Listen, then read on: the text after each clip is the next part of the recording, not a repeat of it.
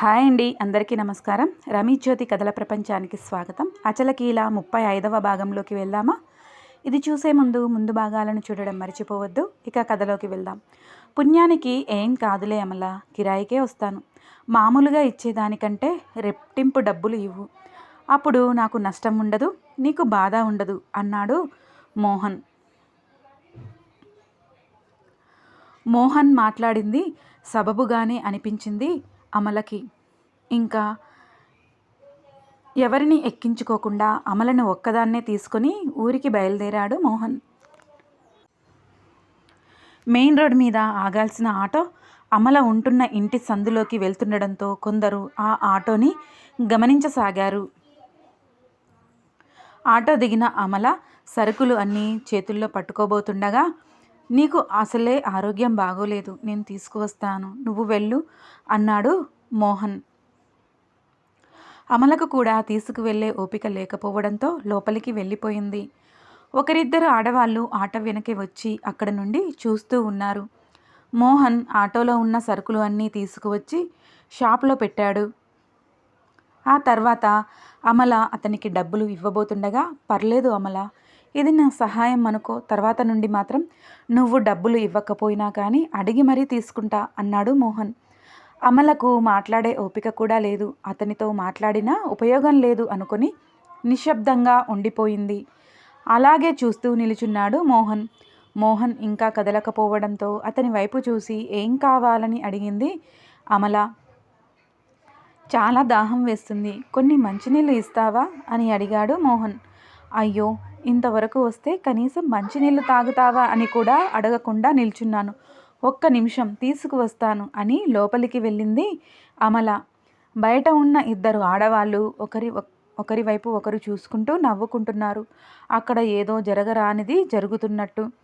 అమల మంచినీళ్ళు తెచ్చిన తర్వాత అవి తాగి, నెంబర్ ఇచ్చాను కదా, జాగ్రత్తగా ఉంచుకో, అవసరం వచ్చినప్పుడు ఫోన్ చేయి, సరుకులు తెచ్చుకోవడానికి ఒక్కదానివే మాత్రం వెళ్ళకు, ఏదో నీ మీద జాలితో చెప్తున్నా అని మాత్రం అనుకోకు, నాకు కూడా గిరాకీ లేక సరిగా డబ్బులు రావడం లేదు, ఏదో నిన్ను తీసుకెళ్తే నాకు కూడా డబ్బులు వస్తాయని, అందులోనూ డబుల్, అందుకే అని అన్నాడు మోహన్. అమల ఒక చిన్న నవ్వు నవ్వింది. వస్తాను అని చెప్పి వెళ్ళిపోయాడు మోహన్. ఆ ఊరిలోని ఒక మధ్యతరగతి రైతుకు పుట్టిన కొడుకు మోహన్. చిన్నప్పుడే తల్లిదండ్రులు చనిపోవడంతో నానమ్మ తాతల వద్ద పెరిగాడు. పెద్దయిన తర్వాత తాత కూడా చనిపోవడంతో ప్రస్తుతం మోహన్కి ఒక నానమ్మ మాత్రమే ఉంది. మోహన్ వాళ్ళ తాతయ్యకు 15 ఎకరాల పొలం ఉన్నా కూడా అతని తండ్రి చేసిన అప్పుల వల్ల వాళ్ళ పొలం ఆ అప్పుల కిందికి వెళ్ళిపోయింది. అతను కూడా ఏమీ దుబారా ఖర్చు పెట్టలేదు. వ్యవసాయంలో వచ్చిన నష్టాలే అందుకు కారణం. కొడుకుకు ఏమీ సంపాదించలేకపోయానని దిగులుతో మంచం పట్టి చనిపోయాడు మోహన్ తండ్రి. తండ్రి చనిపోయిన కొన్నాళ్లకే తల్లి కూడా కాలం చేసింది. తాత ఉన్నన్ని రోజులు మోహన్ని ఎలాగో ఒకలాగా చదివించాడు. మోహన్ 10వ తరగతి చదువుతుండగా అతని తాత కూడా చనిపోవడంతో మోహన్, అతని నానమ్మ ఇద్దరు మాత్రమే మిగిలారు. ఆరోగ్యం బాగాలేని నానమ్మని కష్టపెట్టడం ఇష్టం లేని మోహన్ అప్పటి నుండి ఏదో ఒక పని చేయడం మొదలుపెట్టాడు. కొన్నాళ్ల తర్వాత ఇలా ఆటో కొనుక్కొని దాన్ని నడుపుతూ నానమ్మని పోషిస్తూ జీవితం సాగిస్తున్నాడు. ఊరిలో ఎవరికి ఇబ్బంది అయినా పట్నం వెళ్ళాలంటే మోహన్ దగ్గరికి వచ్చేవారు. అర్ధరాత్రి అపరాత్రి అని లేకుండా ఎవరు ఎప్పుడు పిలిచినా కిరాయికి వెళ్తాడు మోహన్. కొంచెం జాలిగుణం ఎక్కువగా ఉండడంతో అమాయకుడిగా లెక్కిస్తారు ఆ ఊళ్ళోని జనాలు మోహన్ని. అమల ఆ ఊరికి వచ్చిన దగ్గర నుండి అమలను గమనిస్తూనే ఉండేవాడు మోహన్. మోహన్ గురించి కూడా అప్పుడప్పుడు వాళ్ళు వీళ్ళు చెప్పింది వినడమే కానీ పెద్దగా తెలియదు అమలకి. ఒక మంచి అబ్బాయి అని మాత్రమే తెలుసు. అందుకే అతడు రమ్మనగానే అతని ఆటోలో వెళ్ళిపోయింది. సరుకులు తెచ్చుకోవడానికి ఇబ్బంది అవుతుంది కనుకే మోహన్ అడిగిన దానికి ఒప్పుకుంటుంది. అయినా తను ఏమీ సహాయం తీసుకోవడం లేదు కదా, మోహన్కి కావాల్సిన డబ్బులు ఇచ్చి తనకు కావాల్సిన పని చేపించుకుంటుంది, అందులో ఏముంది అనుకుంది అమల. అలా మరుసటి వారం సరుకులకు వెళ్ళేటప్పుడు ముందుగానే మోహన్కి చెప్పి ఉంచడంతో అతను టైంకి ఎదురు చూశాడు. అతని ఆటోలోనే వెళ్ళి కావలసిన సరుకులు అన్నీ తీసుకుని మళ్ళీ అతని ఆటోలోనే ఇంటికి తిరిగి వచ్చింది అమల. ఈ భూమి మీద ఆడదానికి ఎవరైనా శత్రువులు ఉన్నారంటే అది మొదటిగా ఇంకొక ఆడదే అయి ఉంటుంది. అమల విషయంలో అది మొదటి నుండే నిజమవుతోంది. ఇప్పుడు కూడా అదే జరిగింది. ఎప్పుడు అమలని గమనించే ఆ ఇద్దరు ఆడవాళ్ళు చెవులు కొరుక్కోవడం మొదలుపెట్టారు. ఎలాగో ఎవరు అడిగేవారు లేరని, బరి తెగించింది అని వారికి వీరికి చెప్పడం మొదలుపెట్టారు. ఇద్దరు కలిసి పట్నం వెళ్ళి ఎక్కడెక్కడ తిరుగుతున్నారో ఎవరికి తెలుసు. అందుకే మొగుడు తండ్రి ఎవరు వద్దు అనుకుంది. ఇలాంటి పనులు చేయొచ్చు అని అనుకున్నారు వాళ్ళు. అమల వెనక మాట్లాడుకుంటున్న మాటల గురించి ఆమెకి ఏమీ తెలియదు. జనాలు ఇలా కూడా ఆలోచిస్తారని, ఉన్నవి లేనివి పుట్టిస్తారని తెలియని అమల సాధారణంగా మసులుకునేది. అలా కాలం గడుస్తుండగా ఒకరోజు రాత్రి అమల చిన్న కూతురికి అనుకోకుండా తీవ్రమైన జ్వరం వచ్చింది. ఇంట్లో ఉన్న టానిక్ వేసినా కూడా తగ్గలేదు. తడిగుడ్డ వేసి ఎంతగా తుడిచినా జ్వరం విడవలేదు. జ్వరం ఎక్కువగా ఉంటే ఫిట్స్ వస్తాయని ఎవరో చెప్పిన మాట జ్ఞాపకానికి వచ్చింది అమలకి. పాప కనీసం కళ్ళు కూడా తెరవకుండా ఉండిపోయింది. ఏ తోడు లేని అమలకి ఏం చేయాలో అర్థం కాలేదు.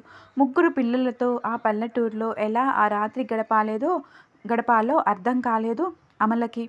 అలాగే ఉండిపోతే బిడ్డను పోగొట్టుకుంటానేమో అనే భయం పట్టుకుంది. ఒక బిడ్డను పోగొట్టుకునే చెప్పలేని బాధను అనుభవించింది. ఇంకో బిడ్డను పోగొట్టుకోవడం అనేది తన జీవితంలో ఉండకూడదు అని అనుకుంటుంది. ఎన్ని కష్టాలు వచ్చినా పిల్లల్ని కాపాడుకోవాలని నిర్ణయించుకుంది. ఏం చేయాలో అర్థం కాక పాపను ఒళ్ళో పెట్టుకొని ఏడుస్తున్న అమలకు మోహన్ గుర్తుకు వచ్చాడు. వెంటనే ఫోన్ తీసుకుని మోహన్కి ఫోన్ చేసింది. అది అర్ధరాత్రి. మోహన్ ఒక కుర్రాడు అన్న విషయం కూడా మర్చిపోయి తన బిడ్డను కాపాడుకోవడమే ముఖ్యంగా అనిపించింది ఆ సమయంలో అమలకు. మోహన్ ఫోన్ మోగడంతో లేచి చూసుకున్నాడు. అమల ఈ సమయంలో ఫోన్ చేస్తుంది అంటే ఏదో ముఖ్యమైన విషయం అయి ఉంటుంది అనుకున్నాడు.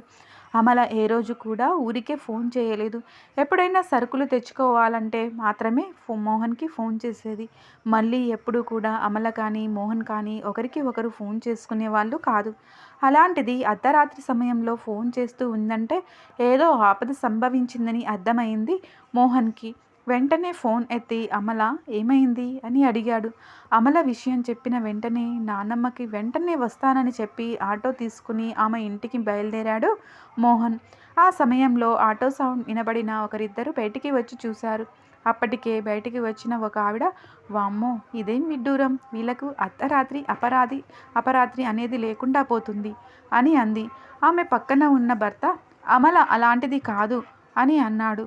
అవును, అలాగే అమాయకంగా కనబడుతుంది అందరికీ. ఎన్నాళ్ళ నుండి వీరి మధ్య భాగవతం జరుగుతుందో తెలియదు కానీ నాకు తెలిసి మోహన్ కోసమే భర్తను కూడా వద్దని చెప్పింది అని లేనిపోని మాట్లాడింది ఆమె నరం లేని నాలుక. ఒకరికి సహాయం చేయాలంటే కష్టపడాలి, కానీ నింద వేయడం ఎంతసేపు? దానివల్ల వాళ్ళకి ఎలాంటి నష్టం ఉండదు అని వాళ్ళ అభిప్రాయం కావచ్చు. అమల గురించి తప్పుగా మాట్లాడడం వల్ల ఆమెకి ఒరిగేది ఏంటో తెలియదు కానీ ఆ నరం లేని నాలుక మాటలు ముందు ముందు అమలను చాలా బాధ పెట్టబోతున్నాయని ఆమెకి తెలిసినా దానివల్ల ఉపయోగం లేదు కదా. ఇంటికి వచ్చిన మోహన్ పాప ఒళ్ళు పట్టుకొని చూసి వెంటనే హాస్పిటల్కి తీసుకువెళ్దాం అమలా అన్నాడు. ఈ పాపను తీసుకుని వెళ్తే మిగిలిన 2 పిల్లలు ఒంటరిగా ఎలా ఉంటారు, భయపడతారేమో అని అంది అమల. కొనసాగుతుంది. తర్వాత అమల ఏం చేస్తుంది, పాపని హాస్పిటల్కి తీసుకువెళ్తుందా లేదా మరో భాగంలో తెలుసుకుందాం. మీకు ఈ కథ నచ్చినట్లయితే లైక్ చేయండి, షేర్ చేయండి. మరిన్ని నా కథలను మిస్ కాకుండా ఉండడం కోసం వెంటనే నా ఛానల్ని సబ్స్క్రైబ్ చేసుకోండి. ఈ కథపై మీ అభిప్రాయాలను తెలియజేయడం మర్చిపోవద్దు. మరో భాగంతో మీ ముందుంటాను. మీ రమీ జ్యోతి.